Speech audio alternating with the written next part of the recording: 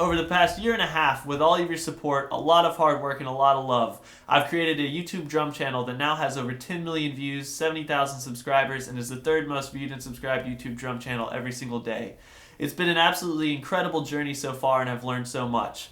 I really want to give back to you guys and show you all the tips and tricks and behind the scenes information that can help you make awesome YouTube videos and can help you make a really successful YouTube channel. So let's get started. Alright, so after the last video on how to choose and use a mixer or recording interface to record your YouTube cover, I realized that there may still be some people who just can't get their hands on a mixer or can't get their hands on a recording interface to make these covers. And so I still want to show you guys a way to record even if you don't have one of those.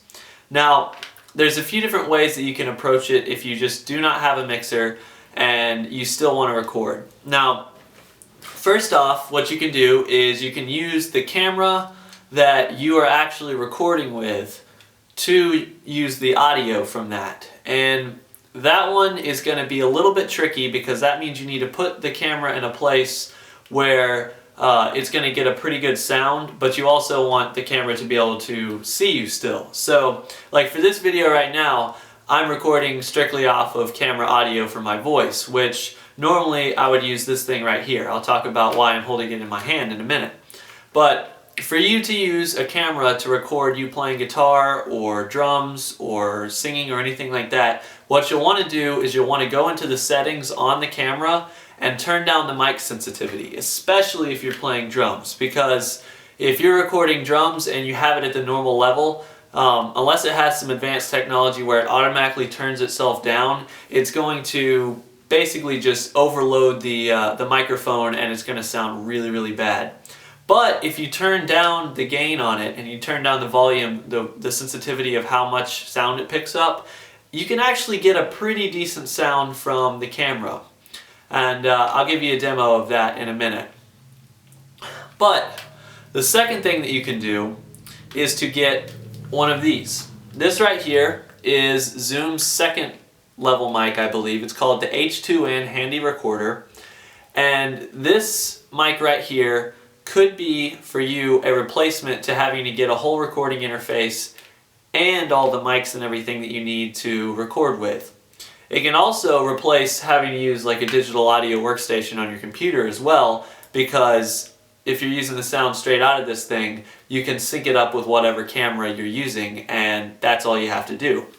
Now, the cool thing about this is if you're a drummer and you want to record covers, so you have to buy an interface. Well, say you have a drum set with 7 things that need to be mic'd, like your bass, snare, and 3 toms, and then 2 overheads, which would be like a normal way to mic a kit that size.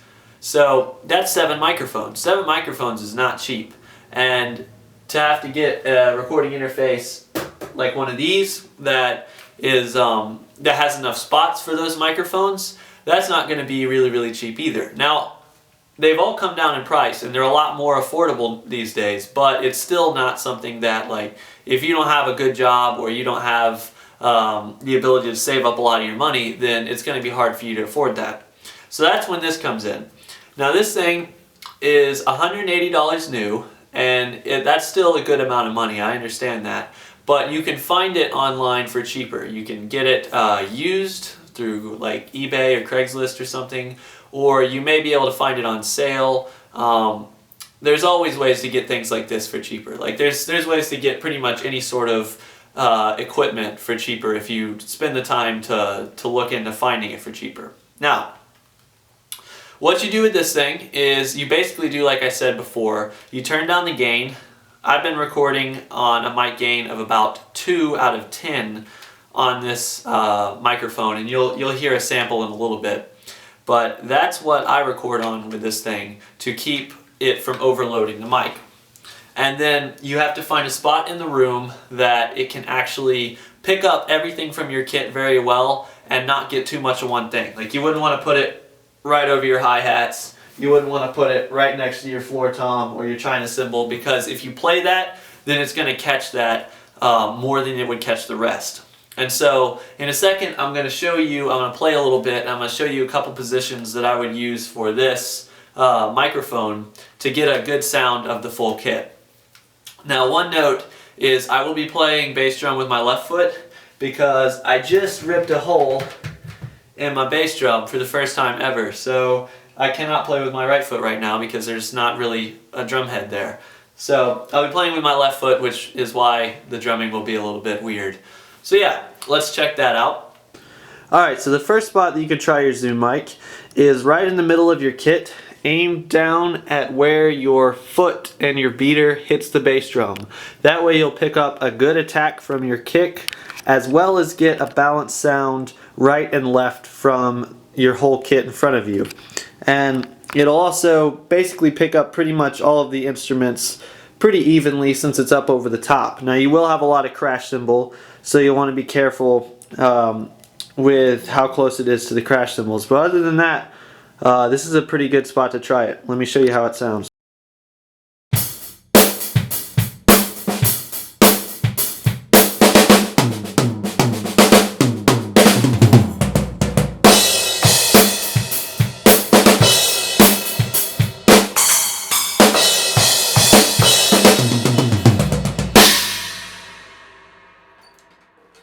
Alright, so here's another good spot to put your Zoom mic. And that would be out in front of the kit, right in the middle, aimed down a little bit towards the bass drum. And what that does is it picks up the kick pretty well, and then it also gets an even sound from everything from the kit because it's right in the middle and it's out towards the back. So let's hear how that sounds.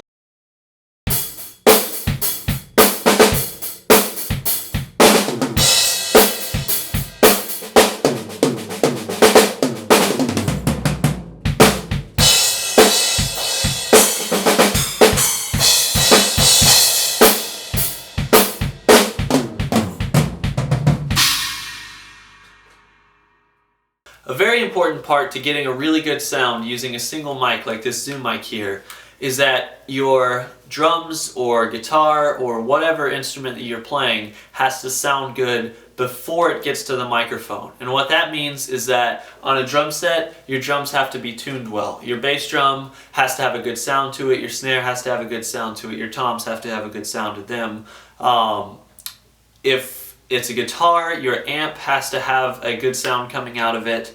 A piano has to, like, all those have to be tuned properly. They all have to sound good because this microphone right here is going to pick up what it sounds like in the room. And if to your ears your drums or your guitar or whatever it is that you're recording doesn't sound very good, then this microphone's going to pick up that sound that's not very good, and then everyone's going to hear the not very good sound. So I'm going to be putting up a tutorial on tuning in the near future that I'll try and basically go through like each drum and everything and show you great ways to tune your drums and how to do it pretty easily. But that's going to be a huge step in whether or not recording with one mic works very well for you.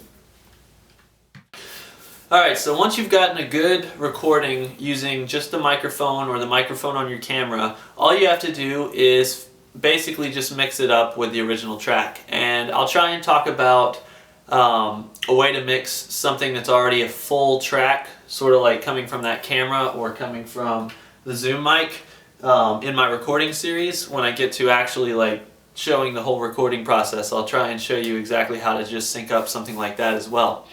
But one last thing I want to show you was when you're on the computer, I can show you a quick way. This is on a Mac, but how you can actually lower the sensitivity of the microphone, the internal microphone. So you just go to your system preferences, you go to there and the system preferences, and it's right here in sound, internal speakers.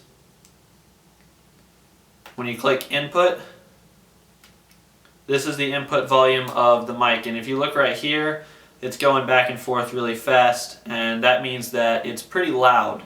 So what you want to do is you'll turn it down, and what you want to do is turn it down until when you're playing drums, it doesn't go very high up on this scale right here. It stays down this way.